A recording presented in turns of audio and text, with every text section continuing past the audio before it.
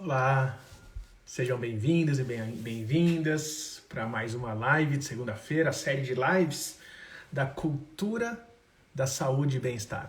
Essa é uma live que tem acontecido desde o começo do ano. A ideia é que cada semana eu traga aqui um convidado, uma convidada, para falar como tem contribuído com a saúde e bem-estar das pessoas e organizações. Então sejam muito bem-vindos. Glauci, bem-vinda. Que bom que você está aqui. Vamos aguardar mais alguns minutinhos, o pessoal está chegando. Então, enquanto o pessoal está chegando, né, só lembrando que semana passada, quem perdeu a live, todas as lives estão gravadas. A ideia é realmente deixar as lives gravadas. A semana passada eu estive aqui com o Kiko e a gente falou bastante sobre missão, sobre propósito. Então, quem perdeu a live da semana passada sobre propósito, olha, dá uma olhadinha lá no GTB, vale muito, muito a pena. A live de hoje, um papo super gostoso, tenho certeza que vocês vão adorar. E como sempre, a ideia é a gente sair melhor do que a gente entrou. Então logo mais eu já vou trazer aqui a nossa convidada especial, a Daniele Cabral, que ela é mestre, né, é especialista em psicologia positiva, ela coordena a pós-graduação de psicologia positiva. Ela realmente tem contribuído bastante com o conteúdo, com as pessoas, com as empresas. Ela é, até deixei escrito aqui, ela é Happiness Engineer. Até vou saber o que é um Happiness Engineer. Tá? Então, Daniele, quando você quiser, pode entrar, pode fazer a solicitação, que eu já te coloco aqui para a gente bater. Todos bem-vindos. Muito bom estar aqui com vocês de novo. Ju, bem-vinda. Pati, bem-vinda. Olá! Olá! Boa noite! Boa noite. Você está me ouvindo bem ou será que é bom eu colocar o fone? Olha, estou te escutando super bem e agora com esse Então, sotaque ainda melhor ainda. Sotaque bom. Esse sotaque de onde é, Daniele? eu sou natural de Fortaleza, né? Mas nos últimos 19 anos eu morava em Curitiba. Então eu sou do Brasil, né? Não é? Porque assim, a minha forte contato com Curitiba me fez assim, no ambiente corporativo, está bem ativa no sul do país, né? Aí, com a pandemia, eu retornei a trabalhar com o Nordeste. Isso foi muito bom, porque as empresas se abriram, né, para o ensino virtual, à distância, e aí eu consegui voltar para Fortaleza, para o Nordeste. Então, Coisa boa, esse... né? E me fala uma coisa, Daniele, antes de a gente começar nosso papo, né, antes das pessoas saberem um pouco mais sobre você, suas contribuições são fantásticas. Me fala uma coisa, como que você gosta de ser chamada? pode chamar de Dani, Dani. porque esse negócio é Daniele, né? Mas Uhum. aí nunca ninguém sabe se é Daniela, Daniele, e aí lá em Curitiba todo mundo chamava de Dani, antigamente em Fortaleza não chamava. Mas aí nos últimos 19 anos é Dani, Dani, pode chamar de Dani. Legal, Dani. Eu faço essa pergunta porque, inclusive, na minha primeira live, eu trago esse aspecto, quanto é importante a gente chamar as pessoas pela forma que elas gostam, né? Como Concordo. é fundamental. Às vezes a gente chama né, o marido, a esposa, o filho, os companheiros de maneira como eles não gostam. Aí minha pergunta sempre é, isso aproxima ou afasta, né? Então, essa é sempre minha primeira pergunta que eu gosto de saber como que você gosta de ser chamado. Dani, seja muito bem-vinda, de verdade. Obrigada pelo convite, André. Assim, estou muito feliz mesmo. Nós nos encontramos pela primeira vez em fevereiro, inclusive, a gente estava vendo, né, revendo nossas agendas. Quando foi mesmo que a gente se viu? E até para contar para quem está aqui chegando, essa conexão é uma conexão maravilhosa. Vocês vão conhecer o que a Dani tem feito pelo Brasil e pelo mundo. E quem acha que essa live vai valer a pena, não só para você, mas para outras pessoas, lembra que a live sempre, um dos grandes objetivos é, além de trazer os convidados para conversarem, mostrarem e divulgarem o que eles estão fazendo pelo mundo em termos de saúde e bem-estar para as pessoas e organizações, é que quem está aqui assistindo saia melhor do que entrou. Então, se você acha que vale a pena convidar mais alguém, tem um aviãozinho aí embaixo, né? Manda um aviãozinho para os seus colegas, para os seus amigos, convidem eles para entrarem aqui nessa live, tenho certeza que eles vão te agradecer depois que terminar. Tá? Inclusive, eu vou fazer isso agora. Vou mandar alguns aviãozinhos. Legal. Dani, conta para nós um pouquinho, né? Quem é você, né? Assim, de onde você vem? Talvez a gente pode até começar a aquecer, porque eu estava olhando aqui, até anotei Happiness Engineer. Tem a ver com a sua formação, com as suas formações? Eu gostei dessa, né? Porque para mim tem vários significados, né? E acho que para você muito mais. O que é o Happiness Engineer? É legal, viu? Gostei de você começar por aí, né? Porque, na verdade, quando eu comecei a pensar assim, quem sou eu, falar de propósito, que isso faz parte, né, de uma das dimensões do PERMA, que é o conceito de bem-estar, do pai da psicologia positiva, que é o Seligman, você tentar se entender o que é o seu propósito. Então, você começa a mergulhar nessa questão do autoconhecimento. É bem interessante porque é assim, é um caminho sem volta. Quando você começa a estudar para ensinar, você acaba também se transformando, é inevitável, né? Eu diria que a primeira palavra que me vem é coerência. Você não tem como ensinar as pessoas nas organizações a cuidar do bem-estar, a cuidar da sua felicidade, né? Se você não está verdadeiro consigo.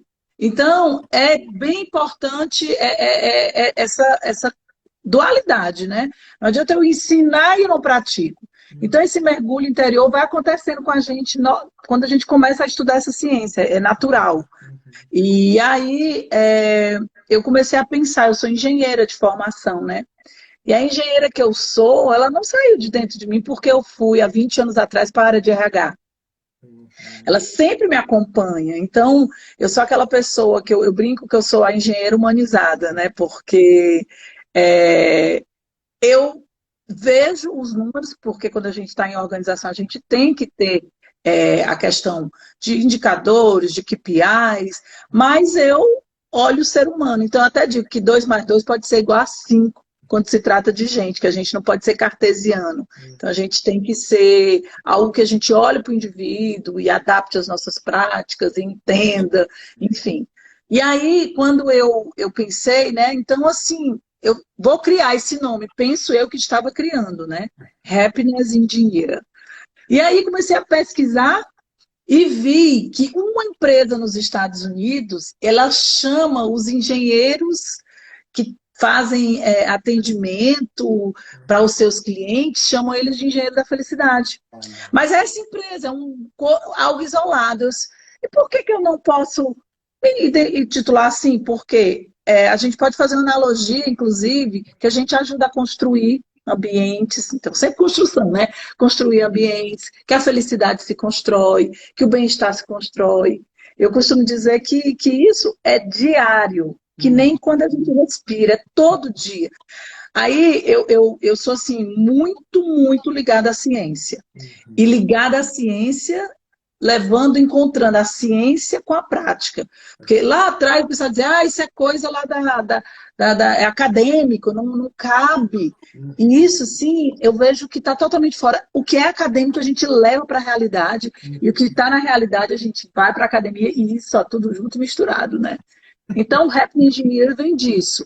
É a engenheira que é master em psicologia positiva e que busca essa construção diária dentro das organizações em si e nos outros, no coletivo. Que lindo, Dani. Você estava falando, e essa semana até postei, a semana passada, postei nos meus stories essa questão de a sua empresa, o seu RH, ainda tem head count ou heart count? Ou seja, só conta a cabeça ou agora está contando os corações, né? Quantos corações estão dentro dessa empresa, compartilhando esse ambiente, compartilhando as emoções, né? Eu costumo dizer que as emoções, elas são os nossos, né, sentimentos em trânsito, essa troca que tem o tempo todo. Então, você veio do mundo corporativo, você trabalhou no RH e aí você saiu, foi fazer a formação? Porque hoje você está trabalhando mais como consultor, você está mais trabalhando na academia, você está cuidando da pós-graduação. Como que tá aí? Para onde você caminhou? Onde você está? A trajetória, né? É muito legal, né? Você olhar para trás e construir sua trajetória, escrever, né? Que aí você vai vendo essa costura que você vai fazendo. Todo mundo tem isso na sua vida, né? E assim, uma coisa interessante, eu nunca fui funcionária de ninguém. Eu não tenho carteira de trabalho. Eu sempre fui empreendedora. Então, eu tenho uma trajetória gigantesca aí. Muito cedo eu comecei a trabalhar com 17 anos, né? Eu fui mãe com 17 anos. Então, então eu tenho uma história longa. Mas vamos pegar a parte mais Então, eu empreendi em várias áreas e fazendo engenharia até construção, enfim, trabalhei nisso também. Mas há muitos anos, já há 25 anos, eu fui para a área de RH. E sempre prestando serviço para as empresas. Então, assim, se a gente começar a conversar aqui, eu tenho história em multinacionais, em pequena empresa, em média empresa, serviço, indústria. A gente tem uma experiência, uma bagagem em vários segmentos. Trabalhando muito fortemente com as práticas de RH, os cursos mais voltados, que hoje chama soft skill, as competências comportamentais, comunicação, liderança, área de vendas, atendimento, estão muito nisso aí. E aí, como vem sempre a engenheira, durante um tempo eu tive uma empresa que recentemente eu tive que fazer uma opção, mas eu tive uma empresa de software que a gente tinha um software de avaliação de desempenho. Só que, num determinado momento, há 9 anos atrás, uma questão pessoal da minha vida, eu estava dando um treinamento no Ministério Público lá do Paraná, e aí o treinamento que eu estava dando repercutiu, chegou lá no da Procuradora-Geral e ela me pediu, disse, olha, o pessoal está gostando, mas eu queria que você falasse sobre felicidade. Eu nunca falei sobre felicidade, né? 9 anos atrás. E aí, para mim foi assim, eu sempre digo que quando você, na sua vida, você se depara com um desafio, é o lugar, parece meio clichê, mas é verdade, às vezes o momento da oportunidade. E eu estava num momento bem infeliz e me pediram falar de felicidade. Eu, como pode, né? Mas foi ali que eu aceitei o desafio e fui procurar nos livros e vi que era 9 anos atrás. A psicologia positiva tem 20, né, anos, foi em 98. Então, ainda é muito recente. E eu achei vários títulos e aí eu comecei e eu fiz essa palestra. E aí startou o processo. E aí eu comecei a ver que muita coisa do que eu estava fazendo não estava mais fazendo sentido. Tanto que eu fui rever uns livros meus de RH, assim, não quero mais essa linha aí, não. A gente olha muito gap, olha o que não funciona, e olha o que funciona, né? A partir daí. Então, eu comecei a ir mais nessa linha, e aí surgiu a oportunidade de eu fazer o Master aqui em Lisboa, porque até então era autodidata, né? Lia os livros, aplicava, lia, conversava com outras pessoas que estavam fazendo, tudo muito novo. E aí eu vim fazer o Master aqui em Lisboa e eu digo, né, André, eu tenho visto, que eu tenho estudado muito, que eu estou bebendo da fonte aqui, né?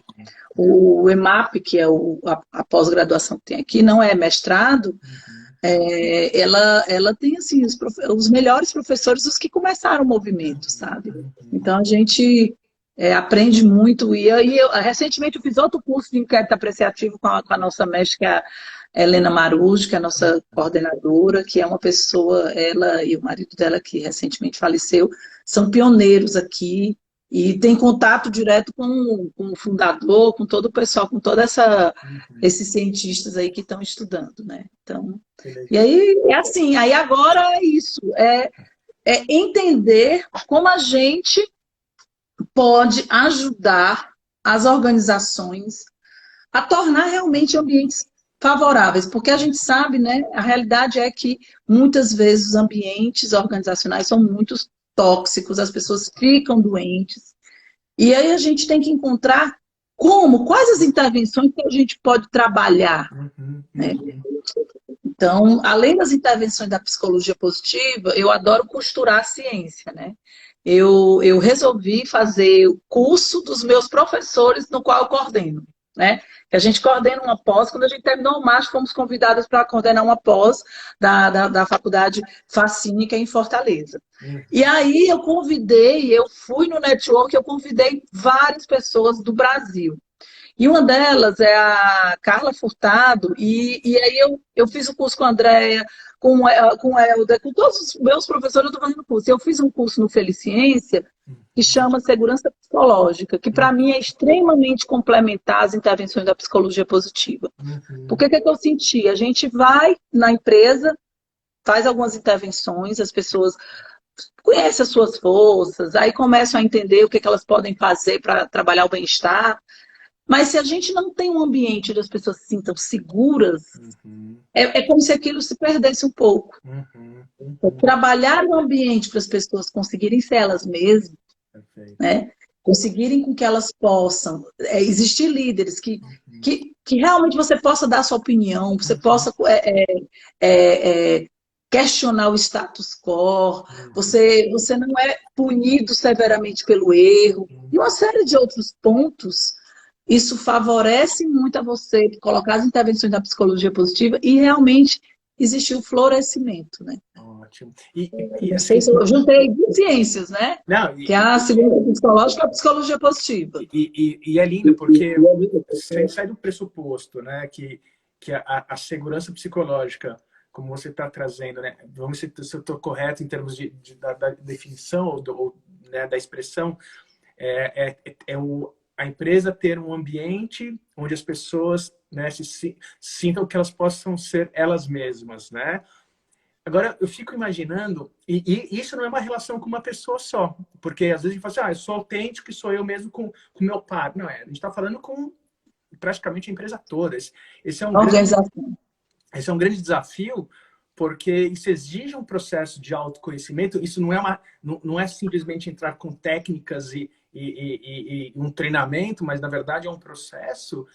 E esse processo de autoconhecimento, né, até você tocou no assunto da psicologia positiva, que um dos caminhos até assim, a psicologia tradicional e a medicina ela olha bastante os gaps, as doenças, os manuais de doenças emocionais e mentais, e costuma tratar através desse olhar, né? E a psicologia positiva ela tem um olhar também no sentido de não só minimizar o sofrimento, mas acima de tudo trazer felicidade e bem-estar. Agora, a minha pergunta é, o fato de chamar psicologia positiva, isso dá uma conotação de que é apenas para psicólogos, né? Que só os psicólogos podem beber dessa fonte. E como que é isso, né? Psicologia positiva é para quem? Em termos assim, tanto como para aprender e aplicar na vida pessoal e profissional, quem pode fazer? Quem pode trazer essa informação? Antes da gente ir direto ao ponto, eu vou trazer uma parábola rápida do Jamie Palvesky, que aprendi com a professora Helena Marujo, que ele faz a analogia do jardim. Aí imagine-se que você tem um terreno baldio, cheio de entulho, e você pretenda fazer um jardim lá, ou uma horta. E aí a primeira coisa que você precisa fazer é limpar, tirar os entulhos, as ervas daninhas. Isso seria a psicologia. Então, quando a gente diz assim, a psicologia positiva é isso e tratar a doença é ruim, não, é necessário. Em alguns momentos é aí que a gente tem que ir. Porque não adianta também a gente não tratar isso, não tirar a erva daninha e vir com intervenções. As duas coisas juntas vão funcionar, mas eu não posso fazer uma sem a outra. Então, na hora que eu limpo, tiro as ervas daninhas, é como se fosse a psicologia tradicional. O que é a psicologia positiva? É a escolha. Então vou fazer uma horta. Qual é a verdura, a alface? O que é que eu vou fazer? Não, vou fazer um jardim. Vai ser hortênsias, rosas. Isso é a psicologia positiva. É tratar do que eu vou escolher para florescer. E, passando por nessa perspectiva, se está o terreno de boa, né? Bem, está tratadinho, né? Vai lá, psicoterapia com psicólogo, é bem importante ter isso claro. Aí existem as pós em psicologia positiva, existem as formações que elas podem ser complementar a tua área de conhecimento. Veja que ela está tratando, você já está bem. Então é algo para fazer você crescer. Então ela pode ser complementar a um advogado, o advogado utilizar aquilo na fala dele, na maneira como vai liderar dentro do escritório, na maneira como ele vai olhar a própria vida. Né? Isso pode ser usado por um professor, a maneira como ele lida com os alunos, a perspectiva como ele trabalha a mudança, o olhar para os aprendizados. Podemos, olha, na nossa pós, a gente tem gente da área contábil, tem gente da construção, tem gente de RH. RH tipo, é perfeito, né? É fácil você enxergar isso, porque já que está promovendo o bem-estar e o desenvolvimento, é muito mais fácil. Mas, assim, falei, né, construção civil. Então, cada dia mais as pessoas estão vendo que eu tenho minha área de conhecimento de uma vida toda. Às vezes você diz assim, quero fazer transição de carreira. Às vezes, se você estuda algo para olhar o que você faz numa perspectiva diferente, é uma transição e é uma maneira muito interessante de você se renovar, né? Então, a psicologia positiva, o convite é vem conhecer a ciência, não é algo fácil, tá? Eu costumo dizer assim, que tudo que é muito bom, aí muita gente começa a vender de forma fácil. Aí fica, e agora todo mundo feliz, não sei o que, fica aquela piada, sabe? Isso às vezes me incomoda, mas eu sei que a gente tem que entender. É algo tão legal que tem gente que fica vendendo de maneira fácil. Tratar do bem-estar, né, André? É algo que todos os dias quando a gente acorda, né? E é também saber lidar com a emoção negativa, com a tristeza, com a dor. E a psicologia positiva nos ajuda a isso, a lidar com a dor. Tanto que tem resiliência, é um tema da psicologia positiva, né? Sem dúvida. É como você lidar com a universidade. Enfim, então aqui, o esclarecimento importante. Psicologia positiva não é o Cezinho feliz cantando, não. Psicologia positiva é uma ciência séria, que tem pesquisa, que a gente comprova que certas intervenções vão sim promover o teu bem-estar, o teu crescimento, o teu olhar para si. Então é isso. Então qualquer profissão pode adotar, né, essas intervenções. Você falou das emoções negativas, né? E como é tão importante. Muita gente fala assim, algumas pessoas me procuram no consultório, assim, eu não quero sentir raiva, eu não quero sentir. Quando a gente deixa de sentir as nossas emoções como um todo, quando a gente fala das negativas, eu costumo dizer que são as cores primárias, né? Se a gente tira as cores primárias, a gente não consegue fazer as combinações, né? Então, todas as emoções, no final das contas, elas são positivas, porque elas trazem muitas informações valiosas, mas essa questão de saber lidar com as emoções negativas, saindo de um pressuposto também que o nosso cérebro foi criado de uma maneira para procurar muito mais ameaças. Então, as emoções negativas são que nem velcro, né? Elas colam, parece. E as positivas parece que são um teflon, né? Bate e escorrega, né?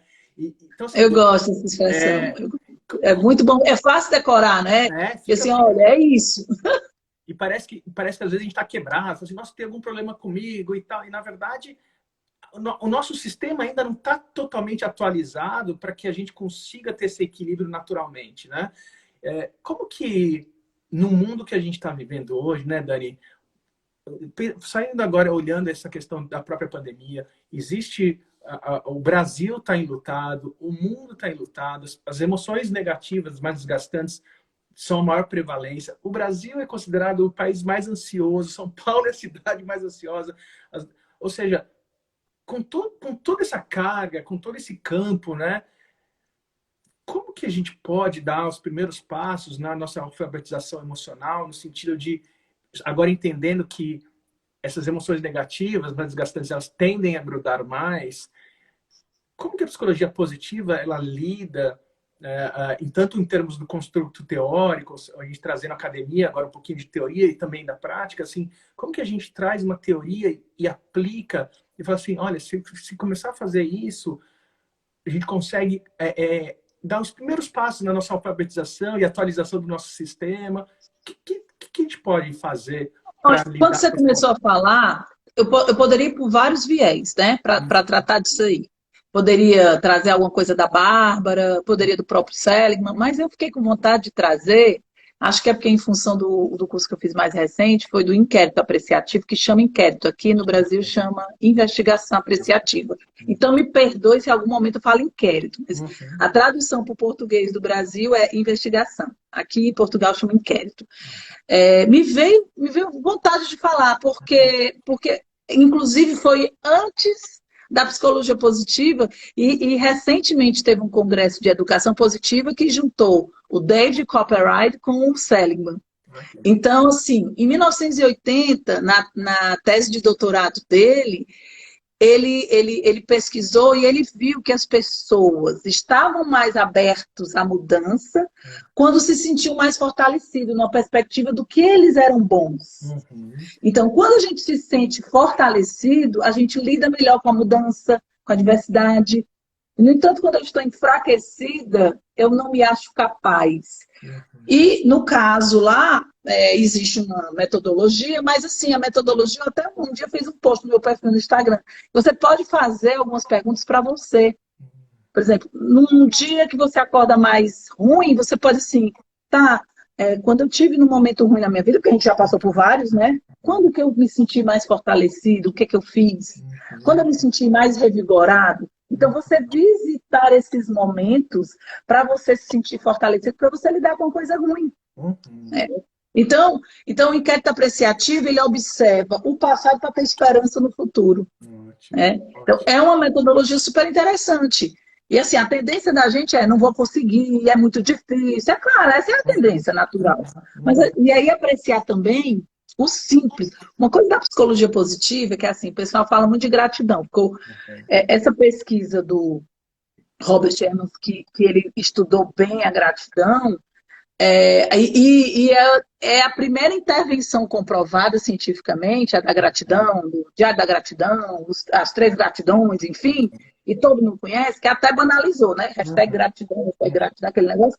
Mas se você pensar, é uma coisa tão poderosa, mas ela é simples. A gratidão, gente, a gratidão é o simples. É eu estar vivo e sentir verdadeiramente isso. É o acordar respirando. Quando você realmente identifica isso. Não é uma coisa do outro mundo, né? E quando você põe o óculos da gratidão, você passa a ver os problemas mesmo. Então, assim, existem várias coisinhas que você pode fazer. As intervenções da gratidão, a questão apreciativa, né, baseada no inquérito apreciativo, que é uma metodologia que você faz dentro das empresas, buscando uma transformação, né? Mas eu gosto de pegar essa coisa da ciência e tornar ela bem palpável. Aí eu fiz até assim, no post eu disse assim, o que você pode fazer de manhã, né? Acordar. Quando foi que eu me senti melhor? Qual foi o dia que eu me senti melhor? O que eu posso fazer hoje para tornar o meu dia um pouquinho melhor? E aí você faz essas perguntas a si mesmo para você construir um dia melhor. Né? Olha, é assim, sabe, André? Eu vejo que às vezes as pessoas, como tem gente analisando, dizendo que é fácil, né? Eu digo que construir bem-estar e felicidade é tão fácil quanto você ficar em forma, quanto você ficar magrinho e tal. Você fica magrinho e está em forma da noite pro dia? Não. É lá alimentação, né? Vida saudável, atividade física, e aí você fica saudável. Deixar aqui saudável também requer, né? Empenho, escolhas. É isso. Eu tenho uma pergunta que eu faço para as pessoas, quem você quer ser quando envelhecer? Porque a gente pergunta para a criança, quem você quer ser quando crescer? Mas nós, nesse momento, quem vocês querem ser quando envelhecer? E essa é uma pergunta que joga a gente para o futuro, justamente de falar assim, ok, o que eu posso fazer a partir de agora? Né? Quais são as atitudes? O que eu preciso cultivar? O que eu preciso começar a fazer, continuar a fazer ou parar de fazer para ir em direção dessa visão, né? Então, tão importante como você está falando, não é uma vez só, né? Então, por exemplo, o Diário da Gratidão, já fiz. O Diário da Gratidão tem que ser algo que, lógico, se for escrito, se a gente trouxer a teoria, tem todo um método, mas se de repente cultivar a pergunta para a sua família, para a sua equipe no trabalho, né? Por que valeu a pena o dia de hoje, o que aprendeu, o que está levando, são coisas que realmente começam o nosso sistema operacional a se atualizar. E a olhar diferente, né? Eu nunca esqueço teve uma live que eu fiz com o Henrique Bueno, que ele foi fazer o curso dele lá nos Estados Unidos, lá com o tal Ben Shahar e não sei o quê, e ele falou que quando chegou, ele disse, o dia da gratidão, ele, meu Deus, eu vim pra cá pra fazer esse negócio, vai fez, né? Achei interessante que ele contou. Aí ele disse que foi fazendo, e um belo dia, ele é de Curitiba, ele disse que descia a serra, fazer esse caminho várias vezes e tal, e ele um dia percebeu os ipês que tinha e tal. E aí ele teve insight. Quando ele falou isso, eu me identifiquei muito, porque eu também, quando comecei a olhar mais para o detalhe, eu Uhum. comecei a perceber a natureza. Uhum. Eu comecei a amar contemplar a natureza. Eu nunca fui fazer isso. Imagina, eu sou engenheira. Uhum. 2 mais 2 igual a 4. Então, eu estou contando uma pessoa assim, sabe, conectar com a natureza e sentir aquilo assim, uma coisa legal, prazerosa mesmo, me dá uma energia. E Uhum. conseguir estar dirigindo, olha que linda essa árvore. Um olhar para as coisas. E ele falou isso assim, nossa, ele falou exatamente, esse é o olhar que você abre quando você exercita, como você falou agora. Ah, é Uhum. repetitivo, não sei o quê, mas é um esforço. E depois ele vai ficando natural. E isso, aí isso vai reverberando na tua vida, com as pessoas, nos teus relacionamentos, dentro do ambiente de trabalho, a maneira como você interage com o outro. É Uhum. incrível isso. É uma atualização do software, né? O nosso É a software, atualização do é, software. ele pode ser atualizado pelas gerações, no sentido de, naturalmente, as coisas vão se transformando, mas entendendo que o ambiente influencia o nosso desenvolvimento e o nosso autodesenvolvimento também influencia todo esse processo, ou seja, nós estamos vivendo uma pandemia e nós podemos sair melhores dessa pandemia do que a gente entrou, né? A Respeitando, pandemia é uma coisa incrível, é, né? Todo mundo foi lá e ativou um pouquinho a força de caráter criatividade, né? Todo mundo foi lá. Se a gente perguntar para qualquer pessoa, todo mundo tem uma história de dizer, nunca pensei que eu fazia isso, eu fiz isso, aquilo, outro. Se a gente olhar na perspectiva de ver assim, o quanto nós somos capazes de nos reinventar, uhum, uhum, todos, sem dúvida. cada um na sua estilo de vida, na sua condição financeira, em Uhum. todos os níveis, alguém teve que fazer alguma coisa que nunca imaginava que ia fazer. Eu fico imaginando você se adaptando aí em Portugal, né? Saindo de onde você saiu, levando toda a sua vida para aí da mesma forma, né? Não só a pandemia, mas toda essa adaptação, né? No momento que a gente se depara com um desafio, com qualquer desafio, isso serve para todos nós, o nosso nível de estresse aumenta. E a gente engaja porque a gente precisa se adaptar, resolver. Eu acho que a grande habilidade, aí falando um pouquinho da resiliência, é justamente a gente entender que o estresse não é ruim, o estresse faz parte do processo de adaptação, de entender as nossas forças. O estresse começa a ser ruim quando a gente começa a olhar as nossas escolhas como algo negativo, de não vou dar conta, por que eu escolhi isso? E não vou conseguir, ai meu Deus do céu. E aí todas aquelas escolhas que teoricamente nós fizemos, olhando com boas perspectivas, nós vamos perdendo o otimismo, e aí, né, uma coisa que é fundamental na psicologia positiva que ela traz é o fator esperança, né? Você trouxe a gratidão e eu estou trazendo um elemento a mais que eu gostaria que você pudesse falar um pouquinho da importância justamente da esperança, né? A esperança o que é no final das contas? É um sentimento, uma emoção, é um comportamento? Como que a gente Na desenvolve isso? verdade, vou falar de Schneider, né, que traz a teoria da esperança. Primeiro, assim, diferenciar otimismo de esperança. O Uhum. otimismo, se eu pudesse ser bem concreta, o otimismo é quando você acredita em algo, mas você tem dados, evidências que aquilo está tendendo a acontecer. Então, você já fez isso, aquilo, outro, e você fica otimista que aquilo vai dar certo, né? A esperança, ela não tem esses dados. Uhum. A esperança, ela é uma emoção, é uma força de caráter, ela tem, né, várias linhas, Uhum. mas assim, na teoria de Schneider, a esperança, ela não tem dados que te levem a nada, você tem essa esperança, mas a esperança tem a ver com ação. As Olha. pessoas pensam que a esperança é uma coisa assim, eu tenho esperança. Esperança tem a ver com ação. Tem a ver com o que você acredita e algo que você vai fazer para que aquilo aconteça. Uhum. Então, a esperança está ligada à ação, Olha né? só Se eu que pudesse, legal. assim, ser simplória, tá? Porque tem um Aham, sim. livro da teoria da esperança e a gente aqui não tem tempo para discutir isso, mas, Não. assim, tem a ver com ação.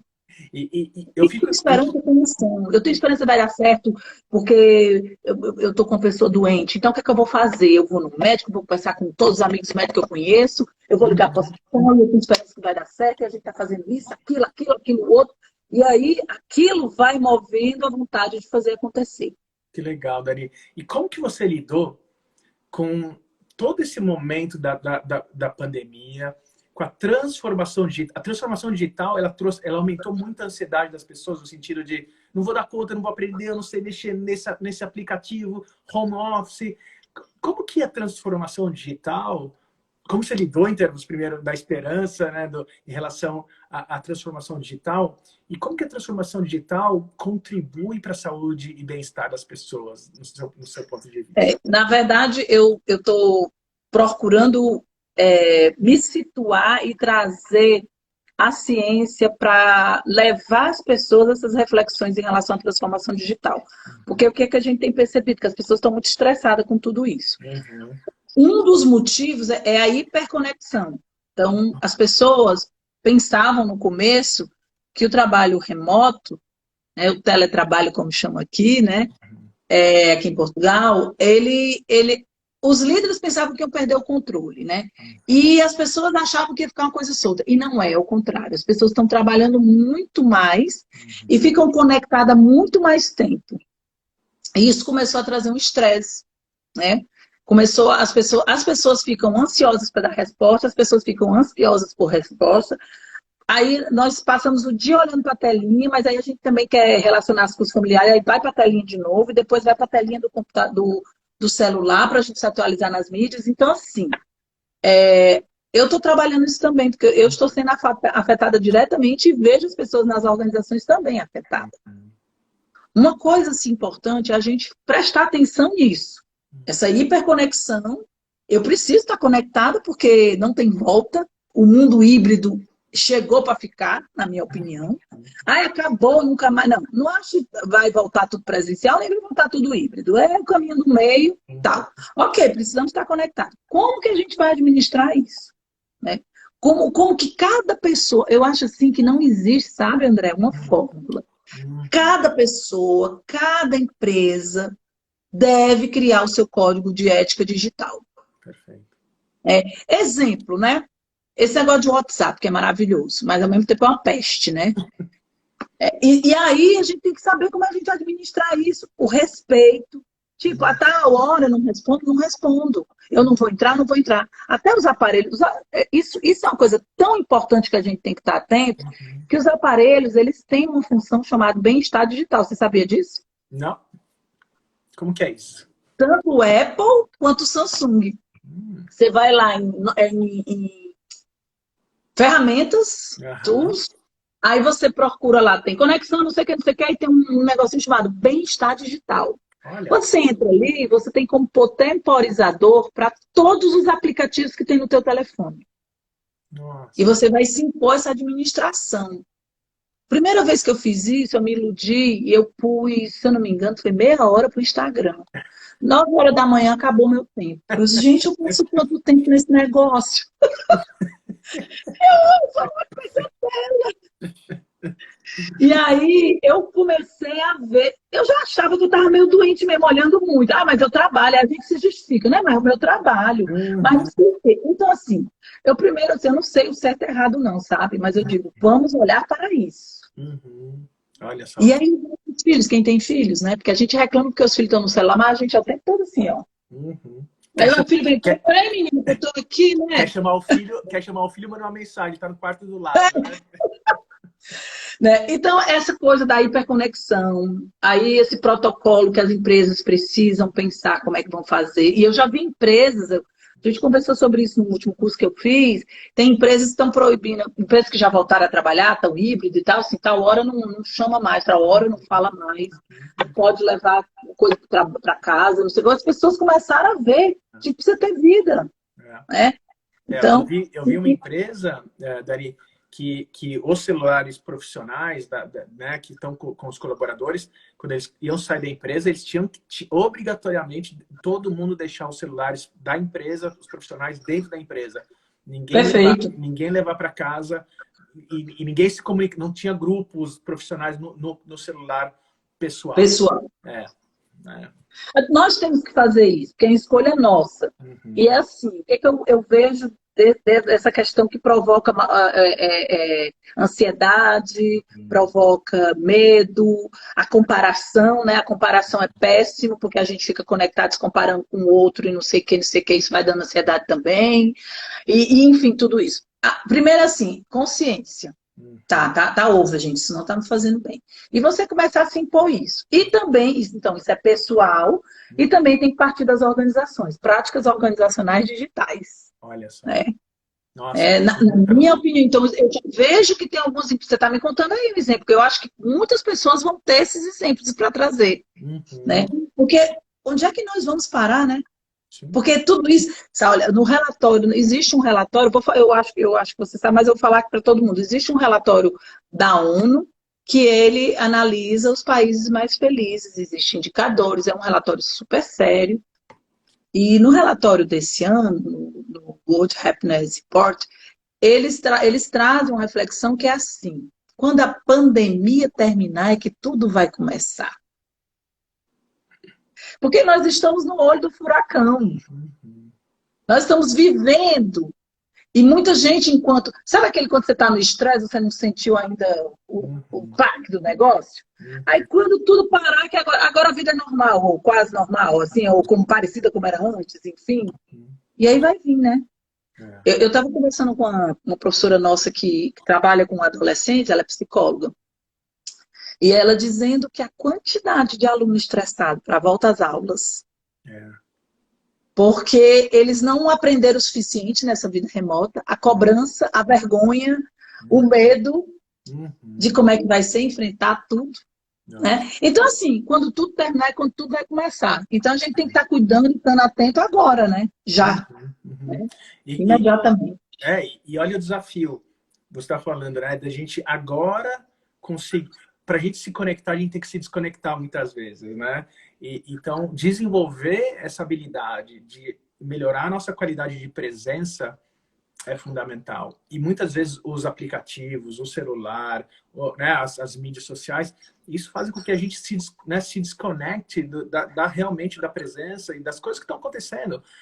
Então, é um desafio e tanto para nós, no trabalho, em casa, os filhos, os adolescentes. Então, de fato, ter uma política de como gerenciar, né, as questões digitais. Então, de fato, né, acho que a pergunta... Coisa simples, sabe, André? Em casa, é proibido com o celular para a mesa. Exemplo. Quando a gente estiver aqui, tem uma hora que ninguém olha para celular. Porque não são só eles. Isso dentro de casa, né? Sim. Não são só eles, somos nós também. Né? Eu falei aquela palavra coerência, eu acho que até alguém comentou assim, coerência é tudo, eu concordo. E assim, eu estou trazendo esse discurso, mas eu não sou a mestre nisso não, porque eu estou nessa luta.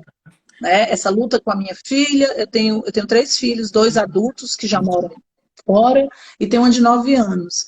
Então eu estou numa luta com ela, porque, e principalmente eu trabalho com o Brasil, eu vivo conectada há muito tempo. Então eu tenho que... Aí eu tiro, não, agora eu não vou olhar, me impõe essas regras, né? Não, agora eu não vou olhar. Não, agora aqui está proibido na mesa. Não vamos trazer celular para a mesa. Vamos agora almoçar. A gente precisa ter tempo para conectar com os nossos e para conectar com a gente mesmo. E essa habilidade, desculpa, e a habilidade, né, Dani, de quando a gente está nesse processo de educação digital, para tudo que não pode, a gente tem que trazer o que pode. Porque muitas vezes também só vai, não pode, mas assim, o que pode? Então, esse discernimento, essa sensibilidade, ela é tão importante, porque, de fato, isso influencia e muito na nossa saúde e bem-estar. E muito. Total. Se a gente pensar, realmente entender que, da mesma forma, aí falando, só fugindo um pouquinho para voltar, tem algumas pesquisas já bem antigas que mostram que depois de uma quantidade de dinheiro, o nível de felicidade não aumenta proporcional ao montante de dinheiro. Tem pesquisas já mostrando que, dependendo da quantidade de horas nos celulares, quanto mais horas nos celulares, o nível de felicidade e bem-estar vai diminuindo. Ou seja, tem um pico inicial que está equivalente a, eu não sei falar quantas horas, mas não quanto tempo, mas que aumenta a felicidade, mas depois vai aumentando horas de celular e tal, a felicidade vai... Então, é uma relação... Então, é um desafio tanto, porque o mundo está conectado, o mundo está nesses devices, o nosso trabalho, nossa vida, e aí, de novo, como desconectar para conectar. Né? É. Como realmente a gente criar isso. E a conexão também, eu quero até assim, esclarecer. Eu pratico isso e eu sinto isso, mas eu já um dia na minha vida não acreditei nisso, Uhum, né? Então, assim, a conexão com a natureza. A uhum, conexão com a natureza, a gente tem que voltar. Né? Se permitir aquele pé no chão, para quem tem mar, o rio, fazer aquela respiração. Ah, outra coisa também que eu inseri na minha vida que foi dificílimo e que é uma prática da psicologia positiva é a meditação. uhum, E uma coisa que eu aprendi, né? Que você, assim, se você me perguntar, você faz meditação? Eu também. uhum, É a mesma coisa de eu dizer assim para ti, André. André, eu faço atividade física. Aí uhum, tu, eu também. Qual é a atividade física? A atividade física é um nome muito genérico, uhum, né? Então uhum, você tem que dizer, eu corro, não, eu faço musculação, eu uhum, jogo pedra, sei lá. Então, quando a pessoa diz que faz meditação, existem vários tipos de meditação. Então, quando a pessoa diz assim, eu não gosto de meditar, os quantos tipos você tentou? uhum. E É aí? uma coisa dizer, eu não gosto de futebol. Mas eu posso gostar de vôlei, eu posso gostar de Uhum, tênis, de uhum, natação, de caminhada, de corrida. Então, assim, a meditação significa baixar a frequência. Quando você baixa a frequência do pensamento, você pode até. O que eu tirei de insight das minhas uhum. meditações? Uma engenheira que medita e que não conseguia meditar e que é super acelerada. Depois que eu comecei a meditar, minha professora de meditação chama Ana Paula Borges, eu a conheci aqui. Ela é brasileira, mas eu a conheci aqui em Lisboa. Eu sinto que me ajuda muito nas minhas escolhas. Olha só. Claro, eu tô com a frequência cerebral mais baixa, Uhum, onde é uma meditação guiada, eu não consigo ainda fazer só. Um dia eu vou conseguir, mas eu preciso de um algo me guiando, tarará, e eu consegui tomar certas atitudes na minha vida, fazer certas escolhas em processo de meditação. olha só que legal. Então, assim, o que eu digo, olha que alguém está dizendo meditação é libertador mesmo. E olha, se eu dissesse isso há uns 2 anos atrás, 1 ano atrás, 2 anos atrás, é muito recente. E eu venho tentando, ó, eu experimentei vários tipos. Mindfulness, faz aquilo, meditação se chocando, tá Station Way, aí eu quero essa, aí eu baixo o aplicativo, eu acredito que esse negócio funcione, uma hora eu consigo. Eu medito meia hora todos os dias. Ah, que legal. Eu só não medito no final de semana ainda, porque eu tenho um ritual, não pode ter ninguém em casa, imagina, aí no final de semana Uhum, tem gente em casa, eu não consigo meditar. Aí eu converso isso com a Ana Paula, e ela disse, assim, tudo é uma questão de tempo. Quando uhum. você treina, um dia eu vou meditar, no meio do tempo, um monte de gente eu consigo e pronto. Mas ainda não consigo. Então, assim, para quem nunca tentou, vai procurar vários tipos, É né? isso. Olha só, estão fazendo comentário, ó, altera a nossa frequência. Gente, falar de É, meditação. vai Olha, eu acho que eu embora. sou um bom exemplo, porque eu era uma pessoa que assim, não via. Eu fiz teatro lá em Curitiba, era assim, o pessoal respira, não sei o quê. Eu era a primeira a terminar a respiração. Sabe, a pessoa acelerada?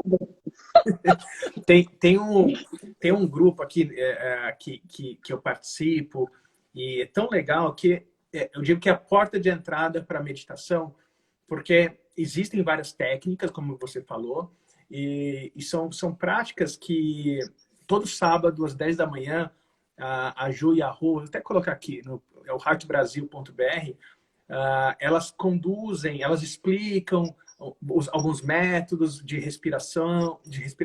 Legal. A base é a respiração focada no coração, que é uma prática de coerência cardíaca, que é a porta de entrada. E é isso, realmente já não é mais aquela sensação de que só pessoas que transcendem, meditam e tal. Na verdade, a meditação é para todo mundo. A ciência, a neurociência já comprovaram.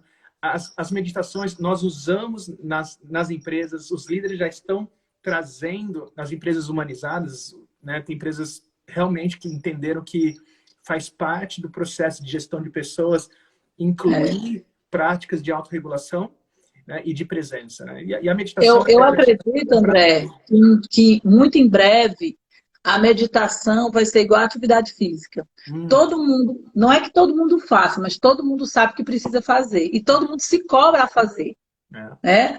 Então, eu acredito que a meditação vai chegar nesse estágio, que todo mundo sabe que precisa, nem todo mundo consegue fazer todos os dias, mas muita gente tem consciência que aquilo é, como alguém escreveu aqui, que eu não sei quem foi, mas disse, é libertador. É, É libertador. é. E É aí, incrível. se vocês quiserem experimentar uma técnica simples, assim, em termos de meditação, a gente pode até misturar algumas coisas. Lembra do Diário da Gratidão, que falou no começo da live? Se você pegar um elemento que você é grato, que você pensa no dia de hoje, alguma coisa que aconteceu com você, alguma experiência que você teve, uma coisa que você viu, sentiu, não precisa ser coisas grandiosas, e se separar por um minuto e relembrar e ressentir o que aquilo trouxe para você, enquanto você respira profundamente, isso coloca todo o nosso sistema operacional aqui, né, emocional e mental alinhados. Uhum. Né? Então são coisas A simples. respiração é a base de qualquer meditação, né? Aí poderíamos dizer assim, o cardiovascular e o músculo é a base de toda atividade física, né? O É, cardíaco e o músculo. Então existe, claro, um espinho dorsal para respiração. as duas coisas, né? Que legal. Então, é, E Dani, tem alguma técnica que você possa trazer? Toda live eu sempre peço um presente para o convidado. Tem alguma técnica que você possa ensinar as pessoas que estão aqui, que elas saiam com uma ferramenta, com uma aplicabilidade imediata, no sentido de se sentirem mais felizes, que possa aumentar o bem-estar, que elas possam cultivar essa técnica, né? Enfim, colocar vamos essa trazer ferramenta na uma caixinha. coisa. Eu acho assim, tem muitas coisas, mas assim, uma coisa rápida, né? Eu posso fazer uma rápida história que aconteceu comigo, e eu trago um conceito de uma cientista que eu gosto muito. Deixa eu ver se tá fácil aqui o livro dela, tá? Esse livro aqui, ó, Positividade. Que legal. Ela é a Bárbara Fredrickson. Coincidência, é o nome da minha filha, Bárbara, né? Eu tinha que arranjar uma Bárbara para estudar. E o que que acontece? Ela tem uma teoria chamada expansão-construção, e na pesquisa dela de mais de 20 anos, ela mapeou emoções que são essas emoções que promovem esse estado de expansão-construção. E aí também, em contrapartida, é assim, quando você cultiva emoções boas, que elas são rápidas, elas se dissipam facilmente como uma onda. Mas se você cultiva, você amplia os seus horizontes, a criatividade. Então é como se assim, ó, expansão construção. Se você cultiva, amplia. Em contrapartida, se você cultiva emoção negativa, eu tô triste, a vida é péssima, é ruim mesmo, eu tô com medo, e todo mundo é péssimo. E ó, você vai, né? Entra numa espiral descendente, você não vê possibilidades, você entra no medo, a falta de esperança. Então, ela tem essa teoria. Então, você conscientemente se toca que está entrando nessa espiral descendente e você se expõe à escolha de experimentar uma emoção positiva, que ela mapeou 10. E eu, quando estive no Brasil no final do ano, eu peguei Covid, minha família toda, várias pessoas pegaram Covid. E eu estava. Todo mundo ficou meio ruinzinho, mas o meu marido ficou pior. E quando a gente foi no hospital, ele estava com 50% do pulmão comprometido e disseram assim: vai ter que internar. E eu tive que sair para comprar um remédio, algo. Gente, eu entrei numa espiral descendente. Eu já fiquei pensando como é que eu ia voltar para Portugal e se ele morresse? Se ele morresse, o que eu ia fazer da minha vida? E, menina, aquilo foi dando um aperto no meu peito, uma coisa ruim. Na mesma hora eu me toquei, né? Porque tanto já li, eu estou entrando no espiral descendente. Peraí. É uma realidade, tá? Isso pode acontecer. Mas por que que eu estou aumentando e repetindo isso na minha vida? E aí eu comecei a ficar muito mal. Eu disse, espera aí, não, olha só, eu estou no hospital, eu conheço o médico, eu tenho tal situação que eu já vivi, eu consegui, tem essa possibilidade. Ai, não, ele está bem, ele está bem. Aí eu comecei a pensar em coisas boas da nossa vida, momentos bons de propósito, forçando. E de repente eu comecei a ter ideia que eu podia procurar um amigo tal, que podia me dar melhor informação, que podia internar isso, podia fazer aquilo. E foi ampliando, abrindo, abrindo. Quando eu voltei, eu estava outra pessoa. Uma checklist de ideias para a gente fazer diante daquela situação.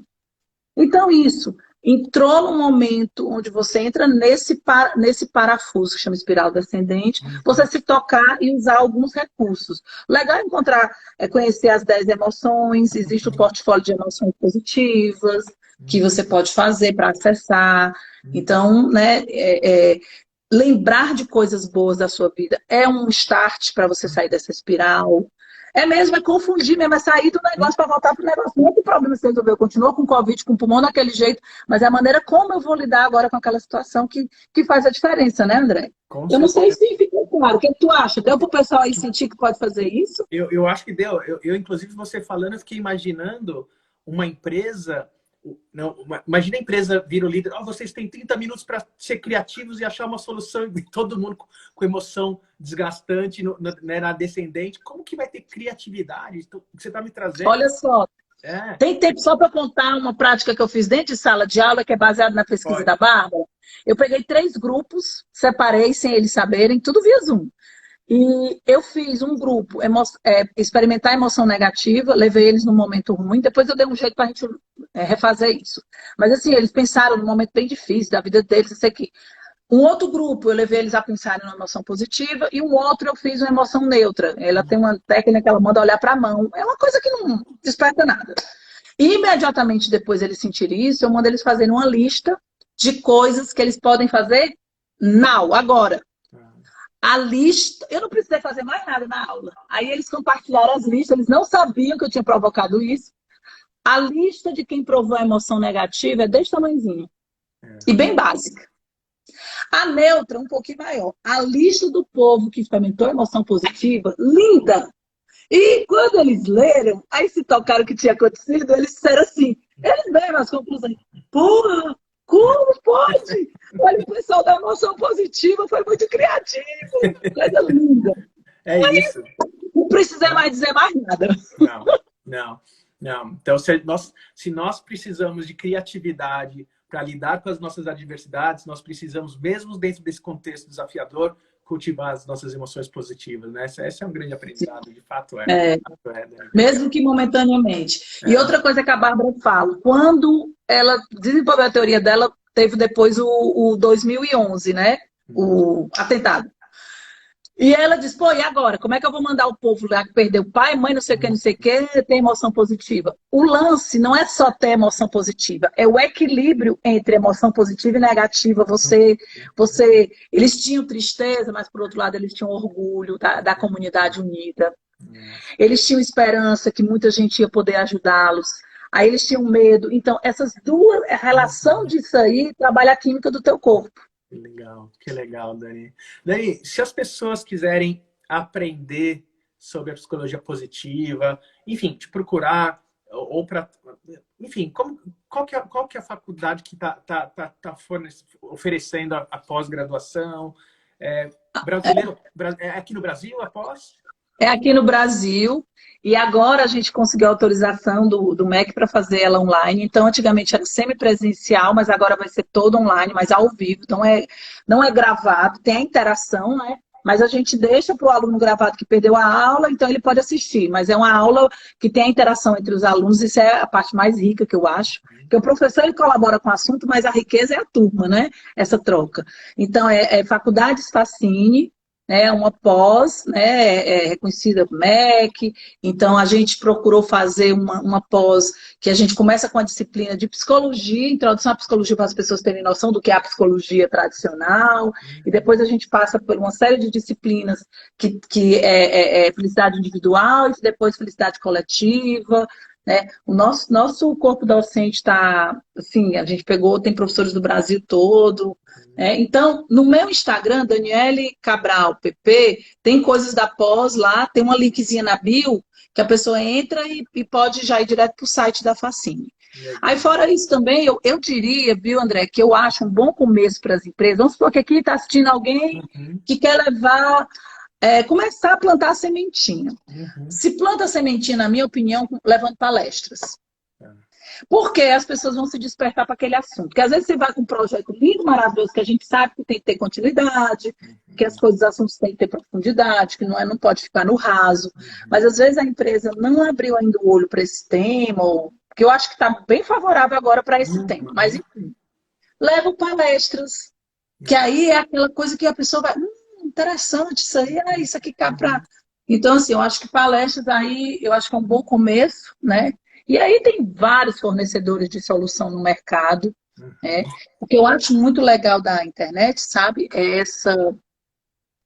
a união dos concorrentes, entre aspas. Eu não sou obrigada a consumir o conteúdo do André ou só da Daniele. Eu consumo o conteúdo do André, da Daniele, da Carla, da André Pérez, do Murilo Gun, que fala de criatividade. A gente tá aí, o conteúdo é para ser consumido, né? E a gente se une, né? E eu acho muito interessante essa coisa da internet ter tirado um pouco disso, que tinha uma exclusividade, parecia que só consumia aquele conteúdo, né?